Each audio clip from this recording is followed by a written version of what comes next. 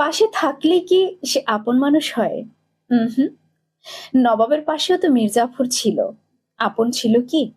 একটা বিশ্বাসঘাতক ছিল। ঠিক একইভাবে আমাদের চারপাশেও এরকম আপনত্বের মুখোশ পরে অনেক মির্জাফররা ঘুরে বেড়াচ্ছে।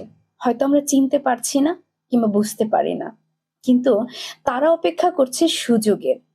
যখনই এই মির্জাফর রূপী আপন মুখোশধারী মানুষগুলো সুযোগ পাবে, ঠিক তখন আমাদের বুকে গুলি বসিয়ে দিবে, ছুরি বসিয়ে দিবে। এ ব্যাপারে সবসময় সাবধান থাকতে হবে। কারণ মনে রাখবো, আমাদের এই চারপাশে আপনত্বের মুখোশ পরা মানুষগুলোর মধ্যে সত্যিকারের আপন মানুষ খুবই কম। বেশিরভাগই মুখোশ পরা এক একটা মির্জাফর। সুতরাং সেই মির্জাফর থেকে নিজেকে সাবধান রাখার জন্য সবসময় আমরা যেন সতর্ক থাকি।